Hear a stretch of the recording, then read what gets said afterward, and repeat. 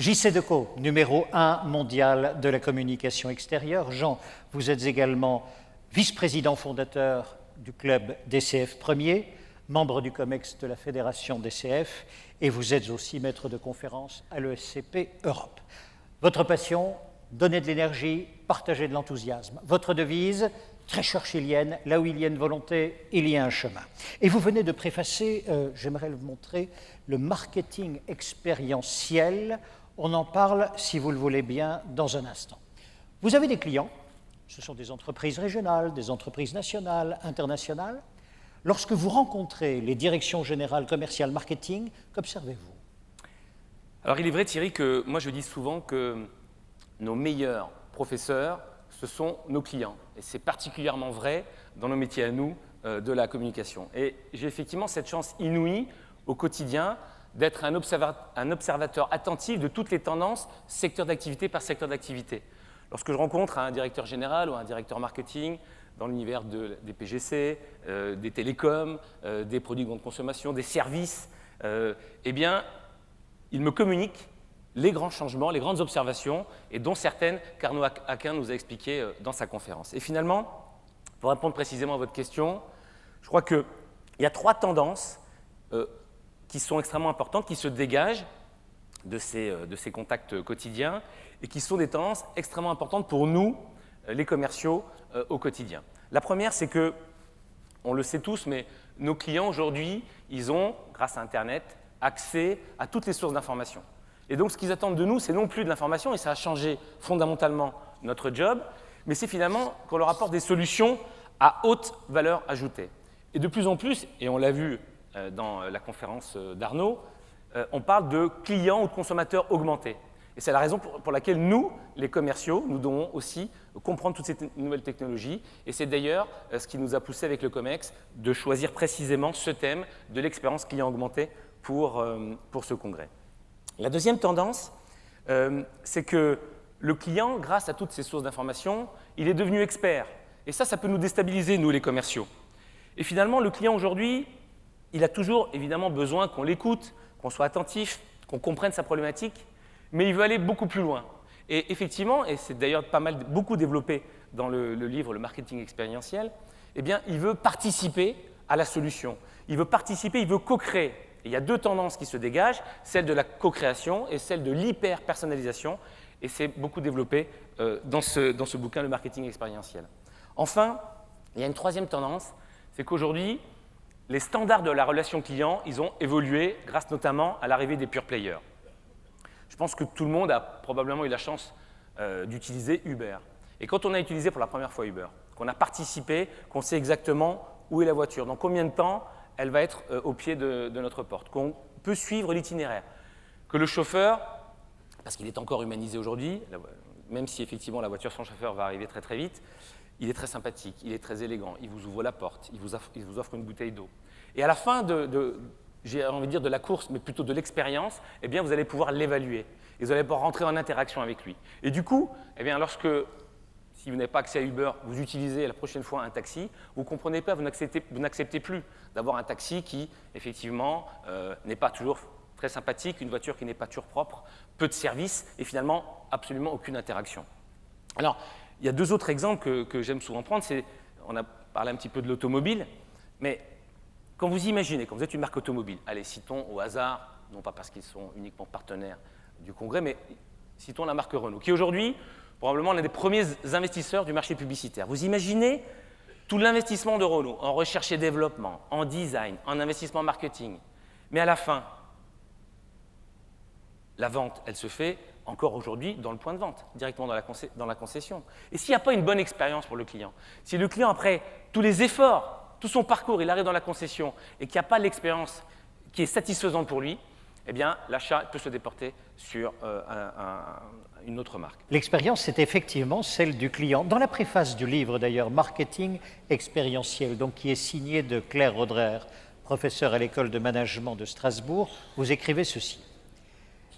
Les auteurs brossent le portrait d'un consommateur postmoderne qui, grâce à cette technologie embarquée, c'est-à-dire grâce à son smartphone, participe désormais de l'expérience. Et vous ajoutez, clairement, on assiste au glissement d'un marketing de la création à un marketing de la co-création. Vous y avez fait allusion il y a quelques instants. Tout à fait. Alors, Arnaud, tout à l'heure, dans sa conférence, a parlé, et vous l'avez d'ailleurs interrogé, sur SEB. J'ai eu une idée, j'ai pensé à quelque chose en l'écoutant, parce qu'on se dit, mais alors, OK, c'est quoi l'implication pour nous, les commerciaux, la co-création, l'hyper-personnalisation? Mais je crois que même dans l'acte de vente, il faut qu'on soit tourné vers l'expérience client. J'ai un exemple là aussi très concret, très personnel. Mon épouse vient de rentrer chez Vorwerk. Alors tiens, on va faire un petit sondage dans la salle. Qui d'entre vous a un Thermomix? Il y en a un. Ah, merci. Il y en a un certain nombre. Alors, si je peux prendre tous les noms de ceux qui n'en ont pas, c'est intéressant et ça l'aidera pour avoir un certain nombre de leads. Non, mais plus sérieusement, quand je l'écoute, et j'en parlais avec le directeur délégué de la FVD, elle ne vend pas. Elle ne vend pas des Thermomix. Elle propose une expérience à ses clients, partagée d'ailleurs, parce qu'ils sont 3 ou 4, pour faire de la cuisine. Et ça permet à des hommes et des femmes qui sont archi nuls en cuisine de réussir à faire des recettes absolument incroyables, ou voire même à des gastronomes, c'est-à-dire des gens très forts pour la cuisine, eh bien, de découvrir de nouvelles opportunités. On est bien dans l'univers de l'expérience, et finalement, arrêtons de vendre, donnons envie à nos clients d'acheter, en leur faisant vivre une véritable expérience. On parle, quand j'écoute mes clients, finalement, il y a 3 tendances. L'expérience, l'émotion, recherche de l'émotion, et Arnaud en a parlé, et recherche pour ça de l'engagement. Et finalement, on pourrait peut-être développer la règle des 3 E, qui sont que dans l'acte de vente, il faut qu'on arrive à créer de l'expérience, dégager des émotions pour obtenir l'engagement de nos clients. Reprenons simplement dans JC2Co. Donc JC2Co ici, vous me faites à moi, client, usager de la ville, sentir, expérimenter la ville différemment. C'est ça que oui. Vous faites. Dites-moi, expliquez-moi, par exemple. Non, mais c'est-à-dire que, effectivement, nous, on vend classiquement des solutions de communication à nos clients, mais on voit bien qu'il y a une recherche permanente d'engagement, une recherche permanente d'expérience de marque. Et c'est ce qu'on essaie de proposer. Bon, tu avais un certain nombre d'exemples. C'est concrètement, alors on a vu quelques exemples dans ce qui était proposé dans les vidéos proposées par Arnaud, mais de véritables expériences de marque. Exemple, un parfumeur vous demande quoi? Par exemple, vous imaginez, vous lancez un parfum. Le secteur des cosmétiques, c'est un des secteurs où il y a le plus de lancements par an. C'est extrêmement difficile quand vous arrivez chez un parfumeur de connaître toutes les innovations, toutes les nouveautés. Et donc, ce qu'on essaie de proposer aux marques de parfum, eh bien, c'est au-delà d'une campagne de communication qui va permettre de lancer un nouveau produit, de découvrir son nouveau packaging, de dégager évidemment de l'émotion au travers de la création publicitaire, c'est directement de pouvoir tester cette nouvelle fragrance avec des abribus qui permettent d'avoir des échantillons et puis voire même des offres que l'on peut pousser pour faire du drive to store vers le Sephora ou le Marionneau le plus proche. J'aimerais qu'on appelle Adrien Figula, s'il vous plaît. Adrien Figula, venez nous rejoindre. 2 minutes, simplement. Merci beaucoup.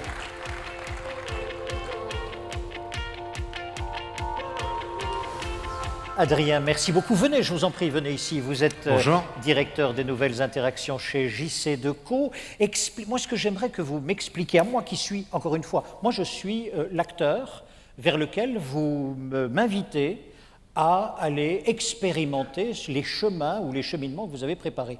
Comment vous concevez une ville pour nous qui vivons dans des villes, qui allons à la rencontre des publicitaires qui poussent leurs produits, etc. Expliquez-nous la démarche de JC2Co. Alors, notre objectif, c'est de faire vivre des expériences. Dans l'univers urbain, notre média à nous, c'est la ville. Et notre rôle, notre mission, chaque jour, c'est de faire vivre des expériences aux consommateurs à travers des campagnes que créent les marques. Pour cela, on a une quarantaine de personnes avec différents métiers. On a plus de 30 métiers au sein de cette équipe, à la fois des équipes de créatifs, avec la direction de la création et des contenus. On va retrouver un brand content manager, creative technologiste, directeur artistique, motion designer, etc.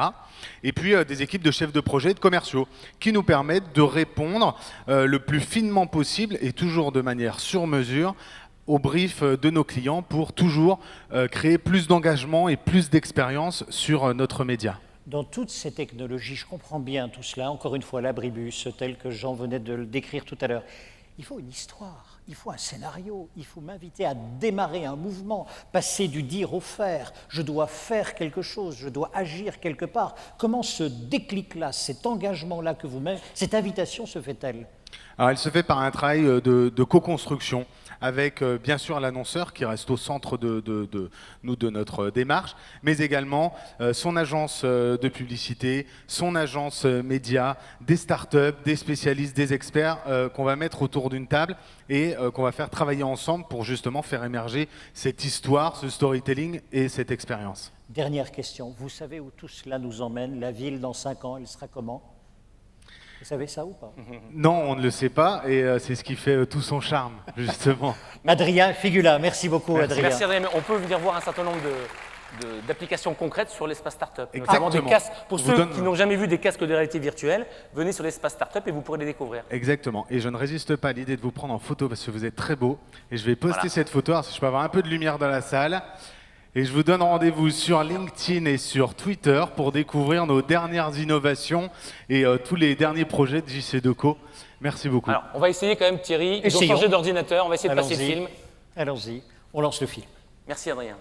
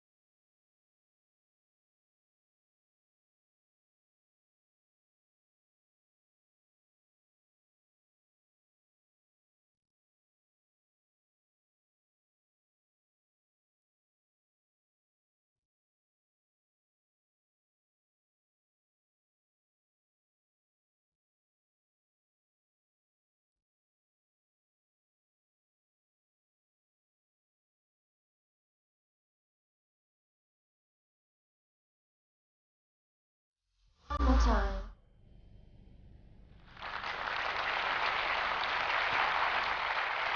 Bon, on a bien vu la dame dans l'abribus, hein, avec son petit échantillon. J'ai une dernière question, c'est le magazine Tribu. Magazine Tribu numéro 28, dans lequel vous signez une chronique, où vous écrivez ceci. Il faut désormais prendre en compte ce nouveau comportement du consommateur dans la démarche commerciale B2B. Donc c'est pas seulement B2C, c'est pas seulement pour la SNCF, c'est ça que je veux dire. Oui, je crois que l'idée, c'est de voir comment tout ce qu'on observe comme tendance en milieu B2C, c'est-à-dire dans la relation directement entre une marque et un consommateur, et ce qui était encore une fois très bien détaillé par Arnaud dans sa conférence, quels enseignements il faut-il en tirer parti pour nous être plus performants dans la démarche commerciale B2B. Pourquoi? Et d'ailleurs, de plus en plus, on parle non plus seulement de B2B et B2C, mais de business to human. Pourquoi? Parce que quand vous, Thierry, vous êtes en relation avec une marque pour votre achat personnel, commander un livre, ou aller essayer un costume, etc.